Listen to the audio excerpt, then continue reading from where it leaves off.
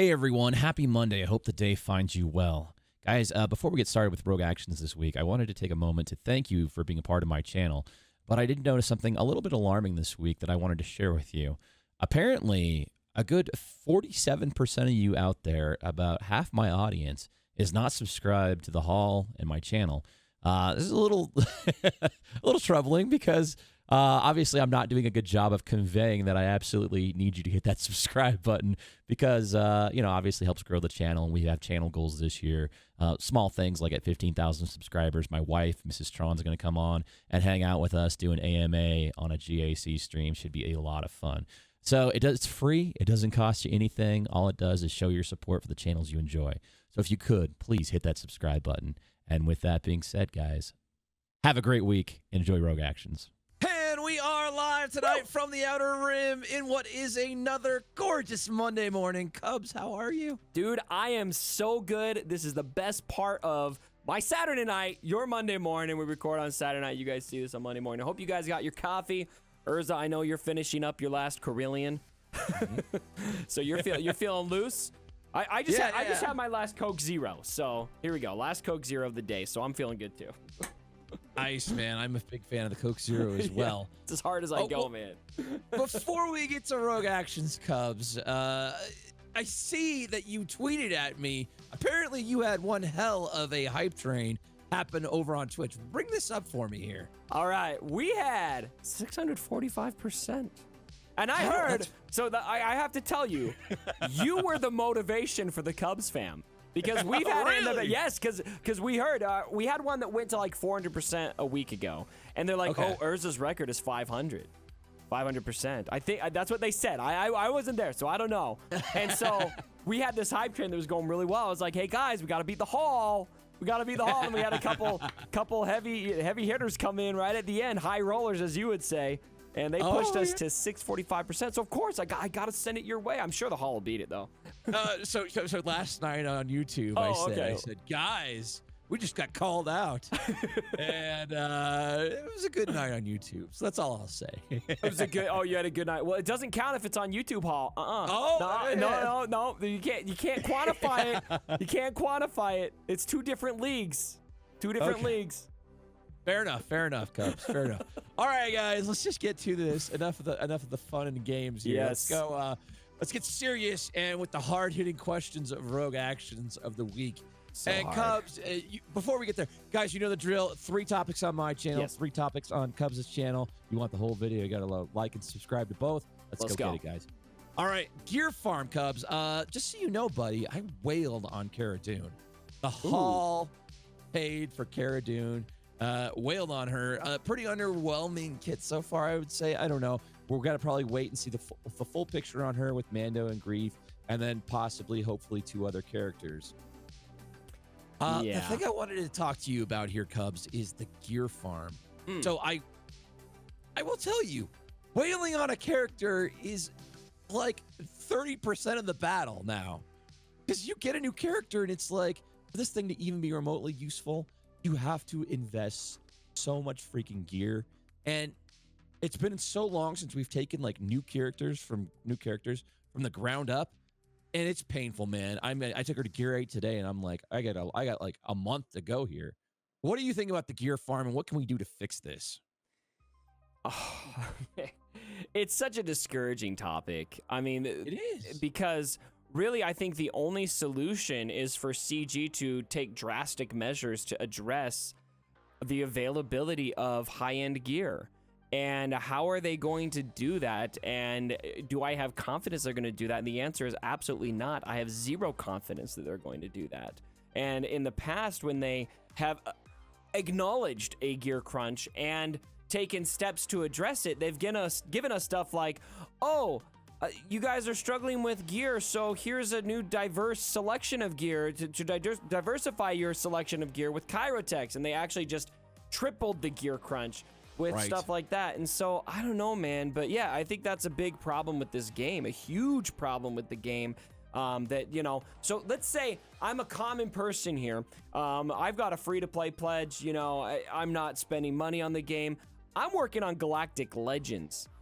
how the heck am I going to find time to do anything with Cara Dune? And so why are they even bringing her to the game if I'm farming Galactic Legends? Right. So it was a hard stop for me with Galactic Legends. I farmed the counter instead.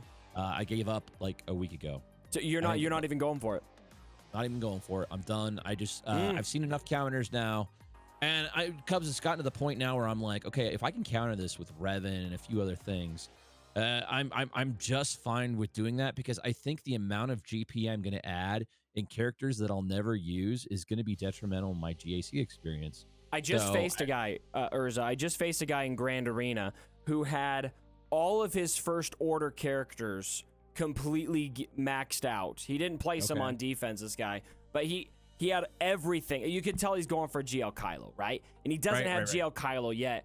And because of that, he inflated his GP. He got to me. He didn't have hardly anything else. And it was just, I just demolished him recently. It was just, it's not good for GAC. So there's that, right? So he goes all in, and let's just say he had Kylo. I don't know the specific. I think there's a Bastila counter against Kylo right now. I think that's something like that's floating around out there. I've also seen another one that utilizes just gas and echo, and that's it. So look at that, man. Look at that. That guy went all in for this Galactic Legends stuff, and you're going to be able to beat it with just whatever. So unless they change like something drastic here, here's what CG needs to learn about this, because you have this scenario where you're in a lose-lose situation, right? Yep. And so the solution, in my view, is don't bring out Galactic Legends characters that require this many characters to be farmed that far. It's a bad idea. And if you're going to do it, you better tune up all the characters that are required, because a resistance pilot is doing nothing but hurting your GAC matchup, unless you're going against other people that have farmed their resistance pilot up as well. They're all hurting it. Yep. Almost all of them. All right. We're gonna keep moving here, guys. We're gonna turn the page on the gear farm. It's just messed up. Just for the love of whatever's holy, can you get Mark V stun guns in freaking challenges? Like, let's just start there. It seems like such a basic thing they could do that they're just not doing. Nope, they won't. They're not doing it. I have no confidence that they will either. May the 4th, Cubs. There was a note that came out, I think, in the midst of all this COVID and coronavirus stuff. Yeah. They said they weren't going to do anything for that because May the 4th was coming up. And normally they always do stuff for May the 4th anyway, whether it be crystal deals or that sort of thing, or a small little care package. They've kind of done different things throughout the years. Yeah. What could they do? I know we always talk about goodwill and that sort of thing. I don't know how much we want to get into that, but what is a thing they could do for May 4th that would totally just change how you feel? And I know you don't feel great right now about this game, but what would they do to change that? I'll correct your statement. I don't necessarily not feel good about this game. I don't feel good about CG specifically now. Okay, let's be fair. Yeah. The Q&A put a very bad taste in my mouth for them. And honestly, right now, they could give me Zetas. They could give me a free relic character. They could give me... There's so many things they could give me that they're not going to give me. And the threshold of what they would need to do to have me change my mind about them is just... In fact, there's nothing, period. Because in one instance, they can't give me anything that's going to reverse how I feel about how this community's been treated. It might help push me in a direction where I think, okay, maybe they do care about the players. But right now, one moment cannot change that. It needs to be many moments. I don't mean to sound ungrateful, but I've been burned and burned and burned along with you guys. It's fair. And if you have a dad who's a jerk to you for your whole life and then gives you a pony, that pony doesn't fix the past. It's probably a terrible analogy. But no, we get what you're saying. And here's the thing. Last time I actually felt like they did something gracious was probably it was the anniversary gift last year in November, or was it the year before? One of those, the last 2 years, there was a really good one where we were like, it was like, wow, okay, this is all really good stuff. I think they gave us like a full cryotech, I want to say. Yeah. Do you remember that at all? I think I know what you're talking about. Yep, stuff like that. And I think this is a good opportunity for them to go above and beyond. It's something that just consistently kind of baffles me with Capital Games, though, is when they have really bad PR, right? When the community is at their worst moments, when the community is peak upset with Capital Games, they'll show us that they don't care if we're pissed, and they'll do something else, right? Like, I think this Q&A is a great example of that, because we have Galactic Legends, all of the stuff that came along with it. The tensions are high. Things are not very good right now. And then this is when they decided to have the Q&A where they shoot down literally everything we've been asking for. It's just like, are they thinking through, like, how this is going to come across to people? I don't think that they give a crap. I honestly don't. So I would love to see them do something, but honestly, Urza, I really just genuinely don't think they give a crap about improving how we feel about them. I do not think they care. And I think we're going to get to this more a little bit on your topics as well. So let's just keep rolling here. We're going to go talk about, now this is a very controversial thing, right? What I'm about to say. Clickbait. Buckle up, Paul. Yeah, this is going to be your clickbait title for sure. No, buckle up, guys. Okay, Cubs. The idea of not only SWGOH existing and being a game that came out, let's just say that game also being run by Capital Games. We've heard murmurings out there that we know they're working on another game. Could it be that SWGOH is in development, and what could they do to make this game a monumental success like the first game? Well, I don't know, man. I don't think that they're making Galaxy of Heroes 2. I hope they're not even making a Star Wars thing, because here's the thing. I told you that right now I'm not like necessarily pissed about Galaxy of Heroes. I still love the game. I still really love the community. I still love Grand Arena. I have an issue with CG right now, because I feel like CG doesn't deserve this community right now.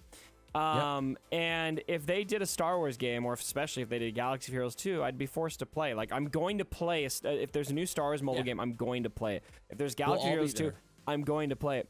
And I just don't want to work with these guys anymore. Unless they want to start unless they want to start making some changes. I'm tired of it, Yeah, I mean, I feel like they would have to, because, okay, so they're going to, let's just walk down that path a little bit. If they are responsible for Galaxy of Heroes 2, and they know they're going to inherit all of us, all the bad relationships, all the bad blood. So it works both ways, right? If they want, guess what? We're back.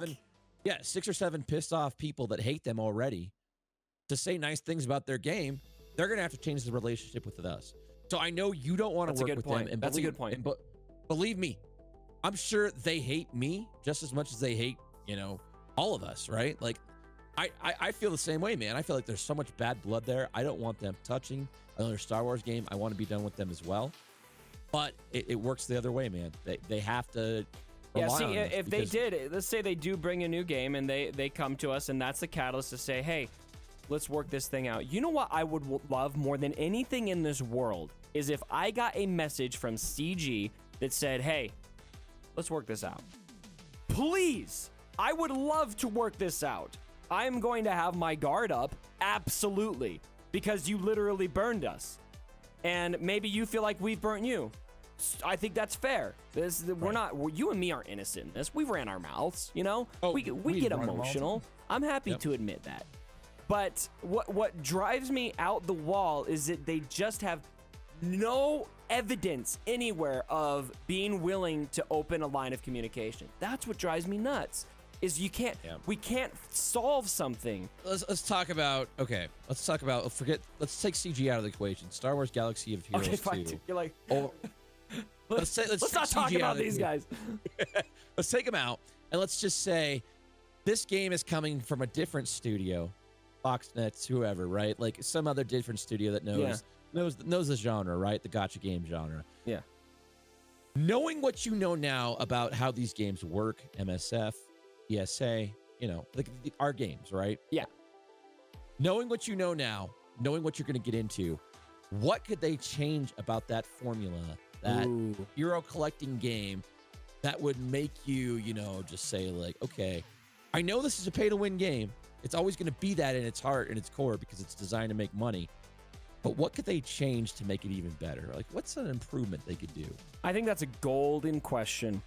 And my biggest answer from a player standpoint is, I would say, twofold. Now, this is anecdotal and 100% based on my experience with Galaxy of Heroes.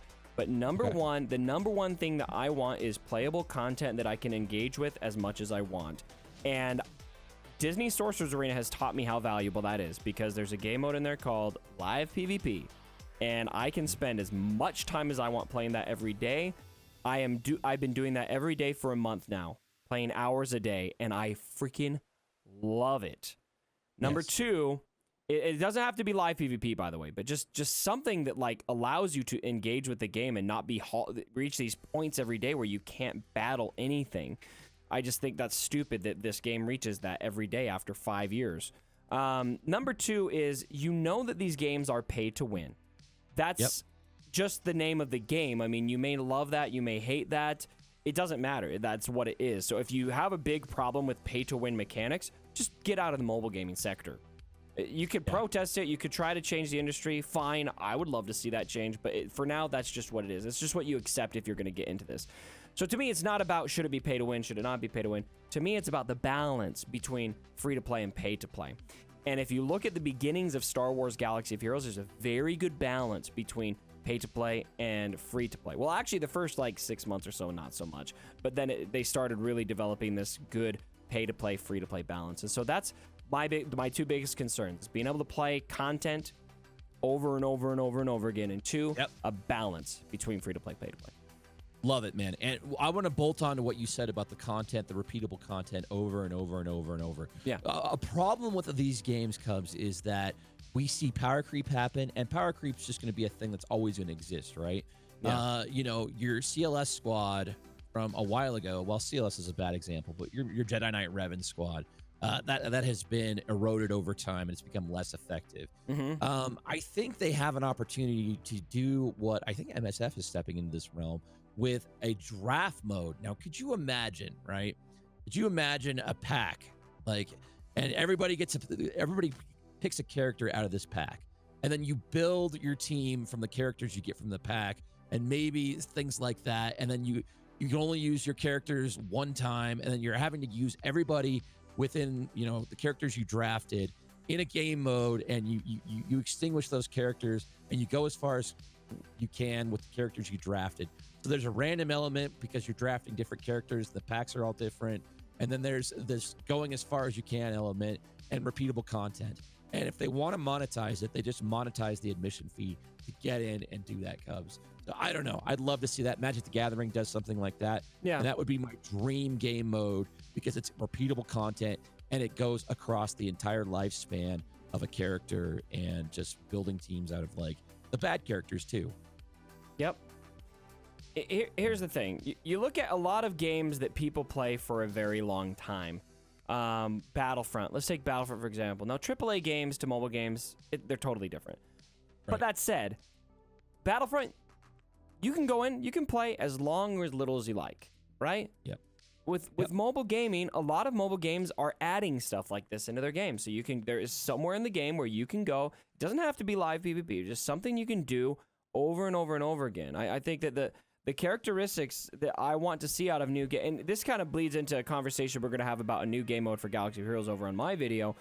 But what I really want to see with that new game mode they're working on, or if they did a new version of Galaxy of Heroes, is something that stays fresh for a long period of time and something you can interact with every day as much as you want. Yep. I don't feel like that's unreasonable. And if that feels unreasonable to them, then they're off base, man. I have more thoughts. I'm gonna hold my thoughts because we're gonna cover it over on your channel, guys. If you want the second half of this video, head on over to Cubs' channel. We'll see you over there. More to come, guys. We'll see you soon. Good night from the Outer Rim, y'all.